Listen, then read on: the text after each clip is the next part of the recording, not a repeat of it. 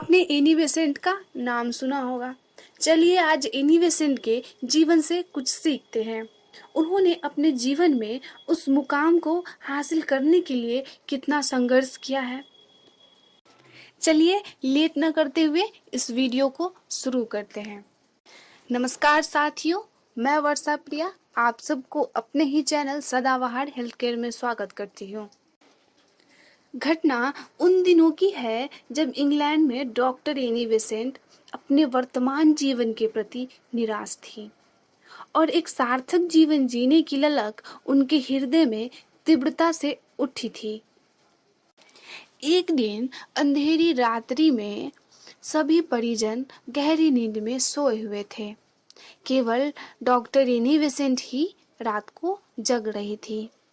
उस दिन Annie Besant अपनी आत्मा की शांति के लिए वे इतने बेचैन हो उठे थे कि इस जीवन से भागने का ख्याल उनके मन में आने लगा।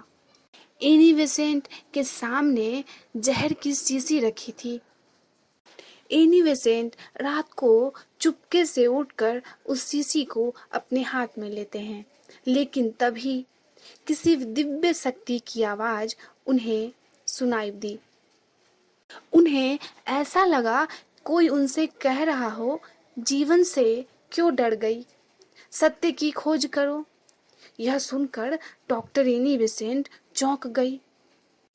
एनी बेसेंट सोचने लगे, ये आवाज किसकी है, कौन मुझे भागने से रोक रहा है। उन्होंने उसी समय निश्चय कर लिया कि मुझे एक सार्थक जीवन जीने के लिए मुझे संघर्ष करना ही होगा। डॉक्टर एनी बेसेंट सत्य की खोज के लिए वे अपने परिवार, सुख संपत्ति आदि सब कुछ छोड़कर भारत आ गई। उन्होंने साध्वी जैसा जीवन यहाँ ग्रहण किया और विश्व को भारतीय जीवन दर्शन के रंग में रंग देना ही अपना मुख्य उद्देश्य बना लिया। और आखिर में डॉक्टर एनी बेसेंट अपने लक्ष्य को पाने में सफल हुई। इस घटना से यह निष्कर्ष निकलता है कि अंधकार से प्रकाश की ओर जाने के लिए भी मनुष्य को संघर्ष करना पड़ता है। ऐसे संघर्षवान व्यक्ति की ईश्वर भी सहायता करते हैं, बशर्ते वह सच्ची लगन व उत्साह के साथ सार्थक जीवन के प्रति संकल्पित है और उसकी आंखें निर्धारित लक्ष्य पर केंद्रित है। याद रखें कि जीवन सहज नहीं, एक संघर्ष है। कठिनाई एवं बाधाएं जीवन के अंग हैं। इनसे भयभीत होकर अपने कर्तव्य पथ से पलायन कर देने का अर्थ होगा अपने जीवन मूल्य को नष्ट कर देना। हमें हेनरी फोर्ड का एक लाइन याद आ रहा है, Obstacles are those frightful things you see when you take your eyes off your goals. हमें रामायण से भी यह सीखने को मिलता है।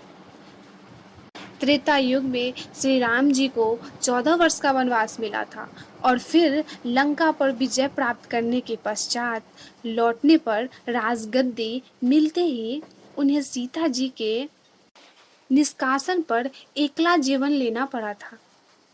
वैसे ही द्वापर युग में श्री कृष्ण के होते हुए भी धर्मराज युधिष्ठिर सहित 5 पांडव भाइयों को 12 वर्ष का वनवास और 1 वर्ष का अज्ञातवास झेलना पड़ा था। इससे यह स्पष्ट होता है कि यह जीवन संघर्ष आदि काल से चला आ रहा है। अतः सुंदर जीवन बनाने के लिए हमें संघर्ष के बीच तो लड़ना ही होगा, बाधाओं को पार करते हुए भी आगे बढ़ना होगा और तभी हम अपने जीवन उद्देश्य को पा सकते हैं, जीवन उद्देश्य की पूर्ति कर पाएंगे। यदि ऐसे ही वीडियो लगातार आगे देखना चाहते हैं तो चैनल को सब्सक्राइब करना न भूलें। धन्यवाद।